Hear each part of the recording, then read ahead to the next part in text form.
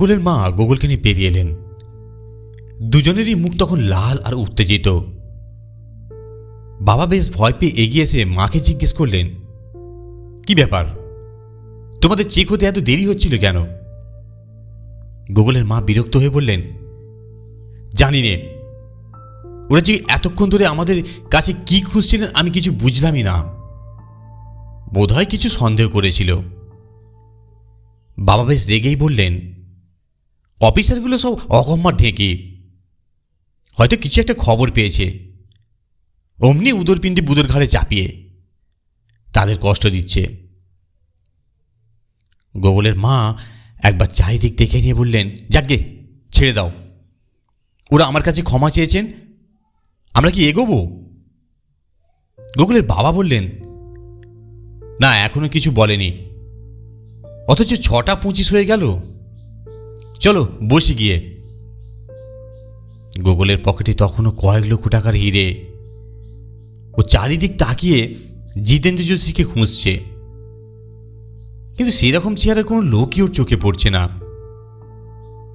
ওদের খুব কাছে দেখতে সুন্দর এক মহিলা দাঁড়িয়েছিলেন, কিন্তু তিনি একটা ইংরেজি ম্যাগাজিন পড়তেই ব্যস্ত। তার আগে অন্যদিকে মুখ ফেরানো এক ভদ্রলোক, ফর্সা, মাথায় বেশ বড় টাক, চোস্ত আর সিল্কের পাঞ্জাবির উপর লাল রঙের কাশ্মীরি শাল ভাঁজ করে জড়ানো, আর পায়ে কোলাপুরি স্যান্ডেল। গুগল বাবা মায়ের সঙ্গে টার্মিনালের দরজার কাছাকাছি এগিয়ে গেল। বসবার আগেই ঘোষণা শোনা গেল গুগলদের ফ্লাইট নাম্বার বলে এয়ারক্রাফট যাবার জন্য বাসের দিকে এগোতে বলা হচ্ছে। মা গুগলের হাত ধরে বাবার সঙ্গে এগোলেন। মায়ের হাতে দুটো বোর্ডিং কার্ড। গুগল বাবা মায়ের সঙ্গে গিয়ে বাসে উঠল। বসার পরই বাস ছেড়ে দিল। মা বাবাকে এক হাতে জড়িয়ে ধরলেন। মা তাড়াতাড়ি মাথার উপর হ্যান্ডেল চেপে ধরলেন। গুগলের দরকার ছিল না, কিন্তু মা গুগলকে এমন আগলে রাখলেন যে ওর কাছে কেউ ঘেঁষলেই তিনি গুগলকে কোলের কাছে টেনে রাখবেন। গুগলও নিজেও সাবধান ছিল। ও মায়ের গায়ে হেলান দিয়ে দু পকেটে হাত ঢুকিয়ে রেখেছে। বাস দাঁড়ালো বিরাট এয়ারবাসের একটু দূরে। সিঁড়ি লাগানোই ছিল। গুগল মায়ের সঙ্গে এগোলো। সিঁড়ি দিয়ে উঠতেই এয়ার হোস্টেস হেসে গুড মর্নিং বলে বোর্ডিং কার্ড দেখতে চাইলেন। সিট নাম্বার দেখে বসতে গিয়ে দেখা গেল গুগল আর তার মায়ের সিট পড়েছে জানলার পাশাপাশি, বাবার মাঝখানের ধারে। মা গুগলকে ঠেলে দিলেন জানালার ধারে। গুগলও তাই চাইছিল। যে বোয়িংয়ে ও গুয়াহাটি গিয়েছিল এয়ারবাস তার থেকে অনেক বড়। রাস্তা দিয়ে যে বাস চলে সে বাসও এত বড় হয় না। আর আকাশের উপর দিয়ে উড়ে যাবে সেই এয়ারবাস রাস্তায় চলা বাসের থেকে অনেক বড়। লোক উঠছে তো উঠছেই। ভেতরে তখন খুব আস্তে একটা রবীন্দ্রসঙ্গীতের বাজনা বাজছে। গুগল দেখল মা কেবলই বাবার দিকে তাকাচ্ছেন। মাঝখানে চলাচলের ফাঁক থাকায় বাবাকে কিছু বলতেই পারছেন না ওর মা। আর বাবা তখন সামনের সিটের পেছন থেকে খবরের কাগজ টেনে নিয়ে পাতা উল্টে দেখতে আরম্ভ করেছেন। প্রায় 10 মিনিট পরে মহিলার স্বর শোনা গেল, সবাই কোমরের বেল্ট পরে নিন, ধূমপান করবেন না। কোন পাইলট প্লেন চালাচ্ছেন তার নাম বললেন, আর জানিয়ে দিলেন 2 ঘন্টার মধ্যে আমরা বম্বে ল্যান্ড করব। কথাগুলো তিনি হিন্দিতেও বললেন।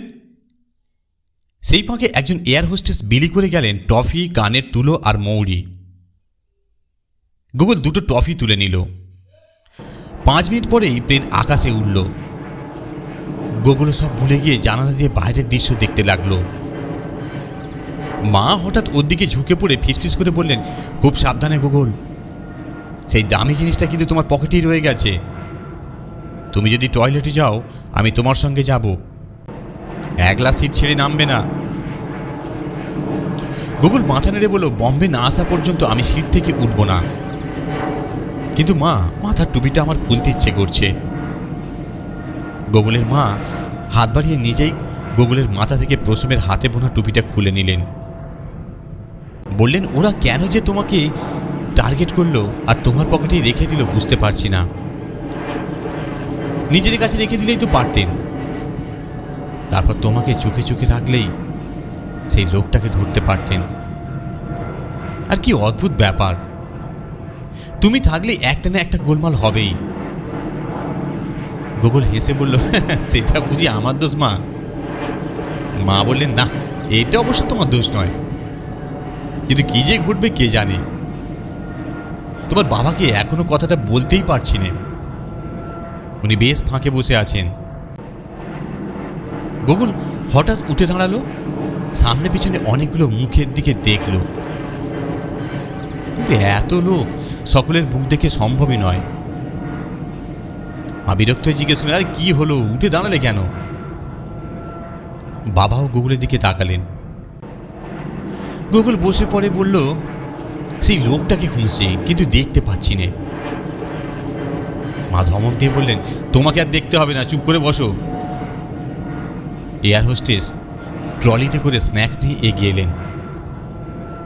এয়ার হোস্টেস একসময় ঘোষণা করলেন, আমরা এখন ৪৫,০০০ ফুট ওপর দিয়ে উড়ে যাচ্ছি।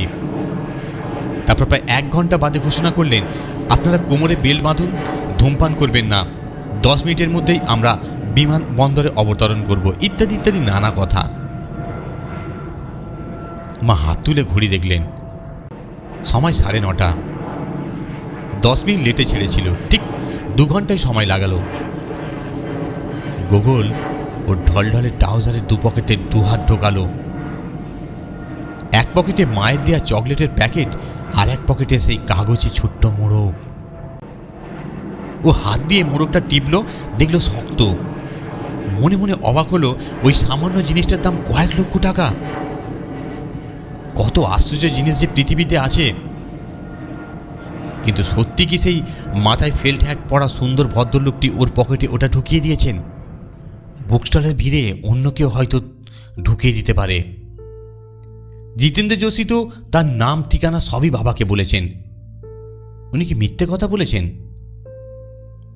মা গোকুলের ২ হাতে পকেট থেকে টেনে বের করলেন, কোমরে বেল্ট আটকে দিলেন। গোকুলের মনে হলো মায়ের হাত কাঁপছে। তাকিয়ে দেখল মায়ের চোখে মুখে গভীর উদ্বেগ।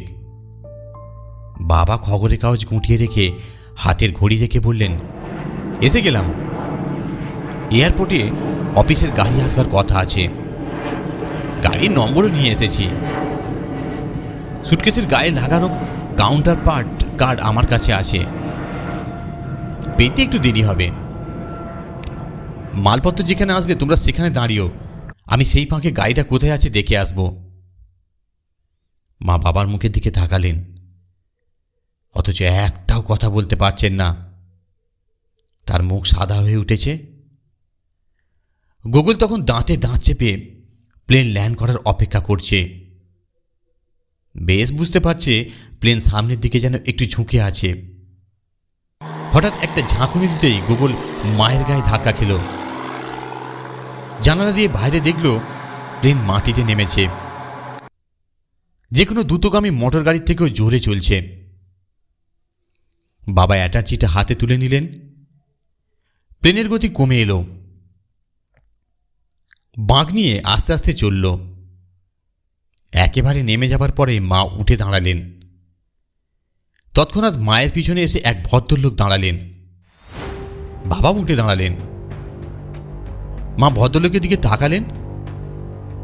গোকুল দেখল সেই ভদ্রলোক, চোস্ত আর সিল্কের পাঞ্জাবির উপর লাল কাশ্মীরি শাল জড়ানো, দাড়ি খুব কামানো ফর্সা মুখ, মাথায় চকচকে বড় টাক। বাবা ডাকলেন, গোকুল এসো। মা সেই ভদ্রলোককে যাবার জন্য সরে দাঁড়িয়ে ইংরেজিতে বললেন, যান। আপনি যান দয়া করে, ভদ্রলোক যেন ঠোঁট টিপে বললেন। মা গোকুলের হাত চেপে ধরে নিজের সামনে টেনে নিলেন। মুহূর্তে পেছন থেকে একটা ধাক্কা এলো। শালগায়ের টাক মাথা ভদ্রলোক অনেকখানি দূরে ছিটকে গেলেন। মুখ ফিরিয়ে রেগে উঠে বললেন, এটা কি হচ্ছে? পেছনের লম্বা চওড়া ভদ্রলোক হেসে বললেন, দুঃখিত, আমাকে পেছন থেকে ধাক্কা মারা হয়েছে। বলেই গুগলের বাবার দিকে ফিরে বললেন, চলুন। বাবা পা বাড়াতেই ভদ্রলোক মাকে বললেন, দয়া করে চলুন। মায়ের মুখে ঘাম ফুটে উঠেছে। তিনি শক্ত করে গুগলকে ধরে সামনে টেনে নিলেন। গুগলের সামনে বাবা, পিছনে মা, আর মায়ের পিছনে সেই লম্বা চওড়া ভদ্রলোক। চৌকো শক্ত মুখ, সাদা ট্রাউজারের উপর সাদা শার্ট, গায়ে গরম জামা কিছুই নেই, মোটা ভুরু, চোখা নাক, আর চোখ দুটো যেন সিকড়ে ঈগল পাখির মতো ঝকঝকে। গুগল কি ভদ্রলোককে কোনো ইংরেজি ছবিতে দেখেছে? চেহারাটা যেন সেই রকমই। প্লেন থেকে নামবার জন্য তখন ঠেলাঠালি পড়ে গেছে। গুগল বাবার পেছনে পেছনে সামনের দিকে এগিয়ে চলল। পেছন থেকে মা ওকে দু হাতে জড়িয়ে ধরে রেখেছেন। গুগলটা ছিল প্লেনের সামনের দিকে। ককপিটের দিক থেকে যাত্রীরা দরজার দিকে এগিয়ে আসছিল। এয়ার হোস্টেস দুহাত জোর করে হাসি মুখে দাঁড়িয়েছিলেন। সবাইকেই বলছিলেন নমস্তে। গুগল সিঁড়ি বেয়ে নিচে নেমে এলো।